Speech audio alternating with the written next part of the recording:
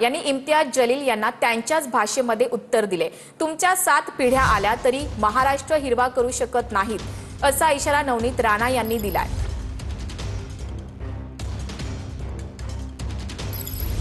पूरा ग्रीन करने के लिए पाकिस्तान जाना पड़ेगा। इस देश में है तो भगवा और नीला ही चलेगा, दूसरा कोई रंग नहीं चल सकता है, ये याद रखना। इस देश के अंदर एक नचनिया है, सुनिए, हर दूसरे दिन मुसलमानों पाकिस्तान चले जाओ करके, क्यों उसके जहेज में। शिंदे म्हणतात ठाणे भगवं मग मुंब्रा हिरवं म्हटलं तर प्रॉब्लेम काय असं इम्तियाज जलील यांनी म्हटलंय।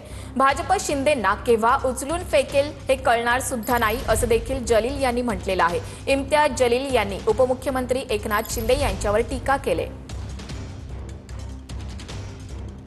देखिए, एकनाथ शिंदे साहब कह रहे हैं भगवा पूरा थाना है करके, तो वो जायज है, वो जायज है, वो लीगल है, वो सब कानून के दायरे में बैठता है।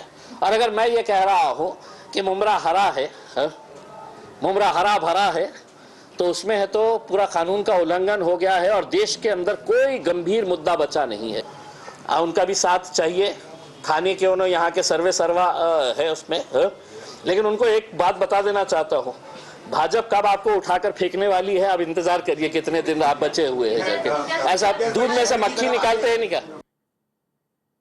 महाराष्ट्र हिरवा करणार म्हणजे पाकचे झेंडे फडकवणार का असा सवाल बावनकुळे यांनी केलाय। रंगाबद्दल आक्षेप नाही, पण जलील यांच्या बोलण्याचा उद्देश काय? इम्तियाज जलील यांच्या वक्तव्यावर बावनकुळे यांनी ही प्रतिक्रिया दिली। दरम्यान फक्त मुंब्राच नाही तर संपूर्ण महाराष्ट्रात हिरवा पसरवू असं इम्तियाज जलील यांनी म्हटलेलं आहे। म्हणजे पाकिस्तान झेंडे फडकवणे का? नेमकं बनायचं काय? पुन्हा रंगाबद्दल कुणाने आक्षेप घ्यायची गरज नाहीये। हिरवा, निळा, भगवा रंगाबद्दल आक्षेप नाहीये। भूमिका काय? इम्तियाज जलील जर वेगळ्या मार्गाने काही म्हणत असेल तर बरोबर नाही।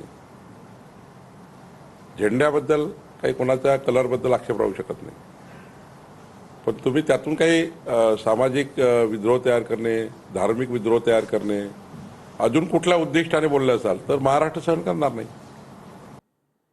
इम्तियाज जलील यांच्या बापाचं राज्य नाही अशी टीका शायना एनसी यांनी केली।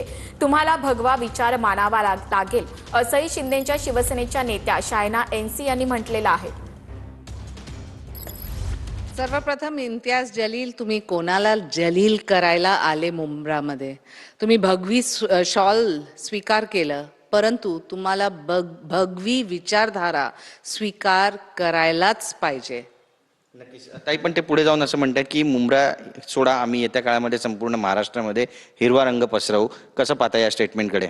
नक्कीच हिरवा करा ना, पर्यावरणवरती ध्यान ठेवा, तुम्ही वृक्षारोपण करा, तुम्हाला जे पाहिजे तर पर्यावरण आणि डेव्हलपमेंटवरती फोकस करा, परंतु जे तुम्हाला वाटते की हे तुमच्या बापाच्या राज गेले ते दिवस, इम्तियाज जलील औरंगजेबासारखी स्वप्न बघतायत असं संजय उपाध्याय यांनी म्हटलंय। औरंगजेबाची कबर महाराष्ट्रातच असल्याचं देखील संजय उपाध्याय यांनी म्हटलंय। राज्य हिरवं करण्याचं स्वप्न आम्ही पूर्ण होऊ देणार नाही असंही त्यांनी म्हटलेलं आहे। दरम्यान मुंब्राच नाही तर महाराष्ट्र हिरवा करू असं वक्तव्य जलील यांनी केलंय। जलीलला सांगू इच्छितो की असंच स्वप्न कधी औरंगजेबने बघितला होता, त्याची सुद्धा कबर याच महाराष्ट्रात आहे। आणि जे लोक छत्रपती शिवाजी महाराजांच्या राज्यात महाराष्ट्राला हिरवा करण्याचा स्वप्न बघतात आहे, मी त्यांना सुद्धा सांगतो औरंगजेबचं स्वप्न पूर्ण झालं नाही आणि तुमचं सुद्धा स्वप्न आम्ही छत्रपती शिवरायांचे मावळे कधीच होऊ देणार नाही।